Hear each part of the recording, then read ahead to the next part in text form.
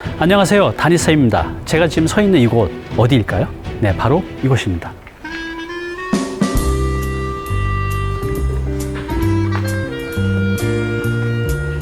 네, 이곳은요, 제가 현재 소형 주택을 신축하고 있는 성북구의 현장인데요. 이곳은 제가 5개월 전에 한번 소개를 드렸었어요. 그때 영상 보지 못하신 분들은요, 그때 영상 밑에 링크 달아 놓을 테니까요, 꼭 먼저 보고 오시고요. 자, 오늘은요, 준공이 이제 거의 다 됐습니다. 그래서 여러분들이 이제 궁금해 하실 것들이 많을 것 같아서 이 현장에서 오늘 소개를 시켜 드리려고 합니다. 근데 그 궁금해 하실 그 내용을 제가 직접 답하기보다는 이 현장을 맡아서 신축을 하신 그 시공사 대표님을 직접 모시고 제가 질문하고 그분이 답변하는 형식으로 준비를 했습니다. 잠시 뒤에 그 대표님을 모시고 여러분들이 궁금해 하실 것들 제가 대신해서 여쭤보는 시간 갖도록 하겠습니다.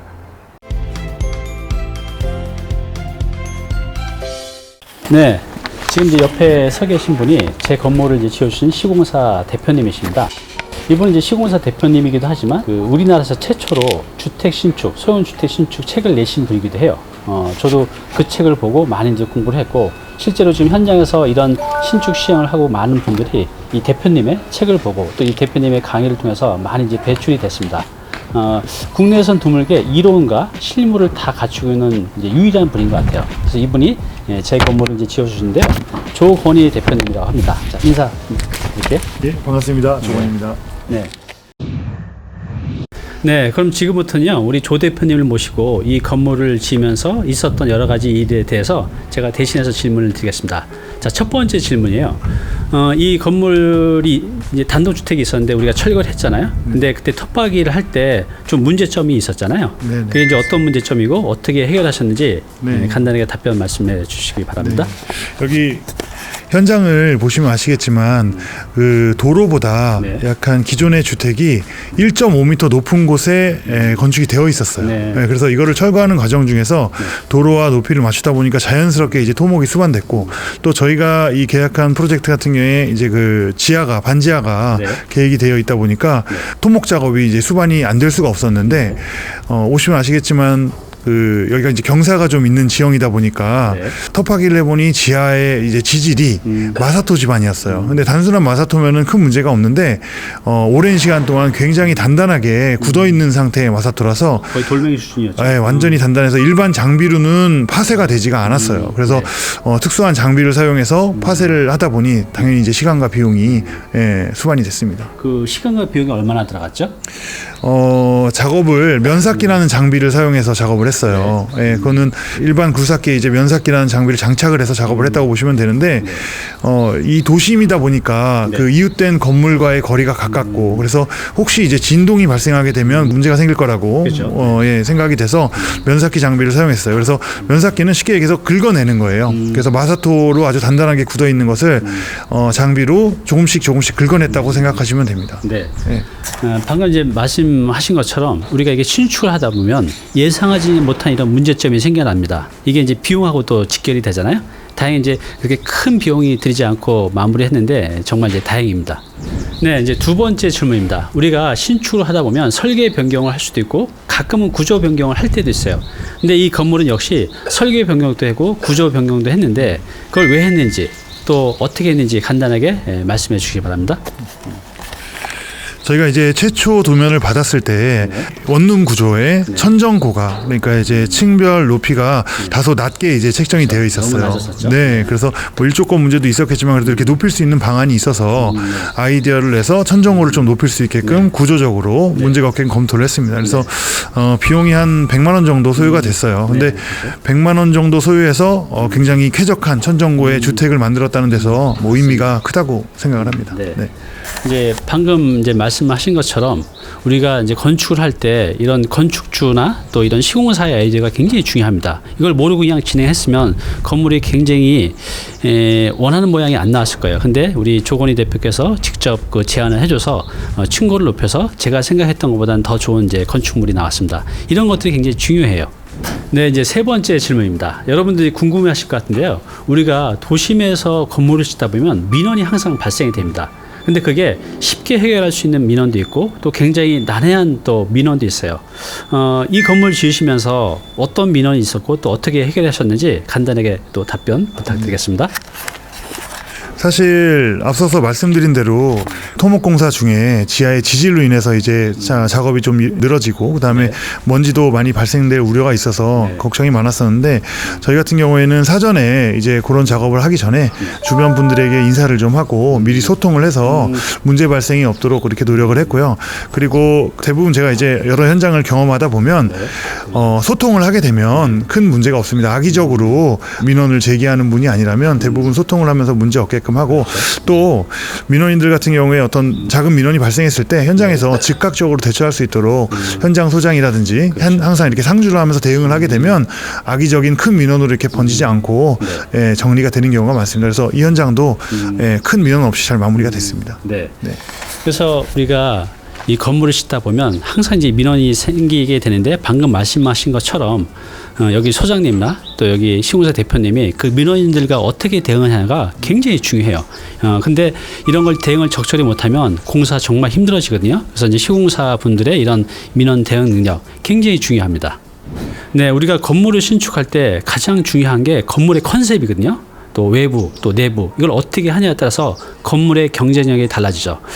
우리 조건희 대표님은 이 건물의 경제를 높이기 위해서 어떤 컨셉을 잡으셨는지 간단하게 대답해 주시기 바랍니다. 네. 이 건물은 이제 분양의 목적이 아니고 임대 목적으로 이제 건축을 한 건물입니다. 그래서 컨셉을 내구성 있는 자재 그리고 장기적으로 임대를 해서 건축주가 보유를 하더라도 질리지 않는 디자인에 내구성 있는 자재로 마감을 했고 또 이제 임대 수익률을 높이기 위해서 너무 비싼 자재를 사용할 수 없기 때문에 적절한 품질에 적정한 자재를 사용을 했습니다. 특히 제일 중심으로 생각한 게 혹시 이제 임차인 분들이 입주를 해서 사용을 하더라도 오염이 되거나 파손이 되거나 이런 것들이 없는 좀 내구성 강한 자재 그리고 질리지 않는 디자인으로 오랫동안 유지 보수가 가능한 그리고 또 하나는 건축주가 보유하시면서 이제 하자가 발생될 수 있는 그런 상황이 연출되지 않도록 하자 없도록 그렇게 신경을 많이 써서 공사를 진행했습니다. 네, 저도 물론 이제 제가 지어서 임대 사업을 할 게 아니라 저도 이제 매각을 하게 되는데 그 사신 분이 별 탈이 없어야 되잖아요. 그래서 뭐 공사비를 싸게 하려면 한두 곳도 없겠지만 지금 조건희 대표께서 말씀하신 대로 이 건물이 인수 받으신 분이 오랫동안 임대 사업하기에 적절하게 또 관리가 편하게 이렇게 이제 신경을 써서 이제 지은 이제 건물입니다. 네, 이제 보시는 것처럼 이 건물이 거의 다 이제 졌습니다. 그럼 이제 준공 검사라는 걸 받게 되는데요. 그 준공 검사 이게 무엇일까요? 한번 우리 대표님 통해서 직접 준공 검사가 무엇인지 알아보겠습니다. 네, 준공검사는 이제 사용 승인이라고도 표현을 하는데요. 이 건물이 허가받은 대로 법을 준수해서 잘 지어졌는지 그거에 대한 검사를 하는 겁니다. 그래서 일반적으로 구청에 이제 신청을 하게 되면 준공검사를 하기 위한 검사관이 오셔서 건축사가 주로 나옵니다. 그래서 그분이 오셔서 현장을 둘러보고 법적인 사항에 문제가 없는지를 체크하고 완공에 대한 승인을 내주는 사용 승인을 내주는 그런 과정입니다. 네, 그럼 이제 마지막으로요. 이 현장을 진행하시면서 또 좋았던 점, 또 아쉬웠던 점이 있으실 것 같아요. 그 부분에 대해서 마지막으로 말씀해 주시기 바랍니다. 사실 아쉬운 점은 저희가 공사를 진행하면서 아까 서두에 말씀드린 것처럼 집안 상태로 인해서 비용이 좀 증가된 점, 그리고 기일이 조금 더 늦어진 점 좀 아쉽고요.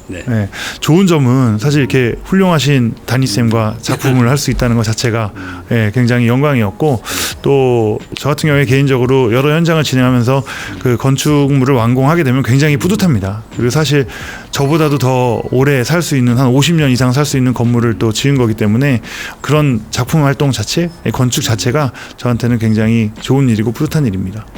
네, 이렇게 직접 시간 내셔서 인터뷰에 응해 주셔서 진심으로 감사드립니다. 네, 고맙습니다. 네.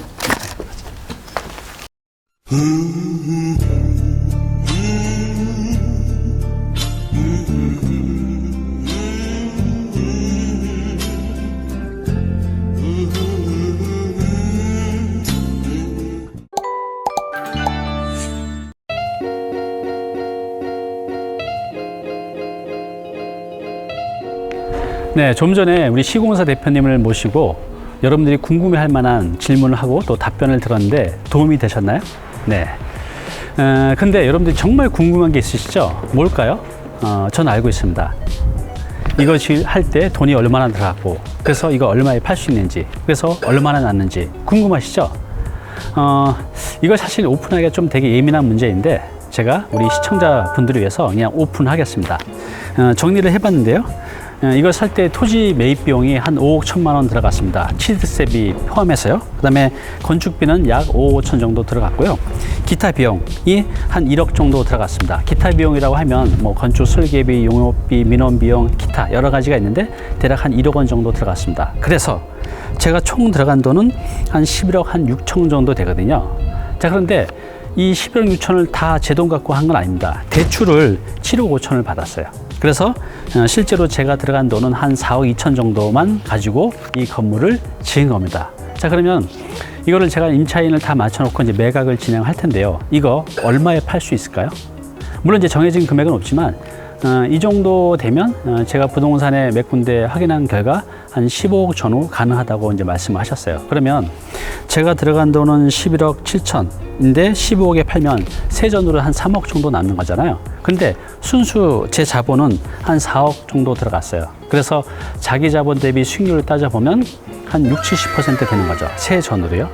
그럼 세금은 얼마나 나올까요? 많이 나옵니다.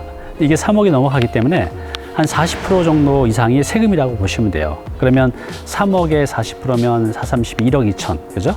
그래서 세후로는 한 1억 8천이니까, 제 순수 자본 4억에 1억 8천이면 수익률이 한 40%가 좀 넘죠. 괜찮은 거죠. 그죠? 1년에 수익률 40%를 꾸준히 내간다고 하면 이것도 꽤 재산이 되거든요. 보통 이렇게 해간다고 하면 내 자본이 2배가 되는데 3년이 채 안 걸립니다. 그렇죠? 그래서 이 3, 40%만 돼도 굉장히 좋은 수익률입니다. 네, 제가 얼마 전에 그 30대 주부 여성을 모시고 그분의 그 신축 스토리를 얘기를 들어봤잖아요. 그분 역시도 이런 신축에 대한 지식이 전혀 없었던 분입니다. 그런데 이런 신축을 공부하시면서 불과 이제 2년 만에 완성을 시켰어요. 바로 저 건너편에 있습니다. 그분이 한 것들은. 그래서 제가 항상 말씀드리지만 이거 대단한 지식이 아니거든요. 여러분도 충분히 이지만 있다면 이런 건물 지으실 수 있습니다. 그분도 2억 5천 가지고 했어요. 부족한 금액은 대출과 지인들, 가족들의 도움을 좀 받아서 2억 5천 가지고 하셨는데 여러분도 다 해낼 수 있다는 거죠. 앞으로 제가 요거에 대한 설명들, 또 이거를 여러분들이 직접 할 수 있는 그런 다양한 정보와 지식들을 제가 안내해 드릴게요. 포기하지 마시고 시청자 여러분들 꼭 한번 도전해 보시기 바랍니다.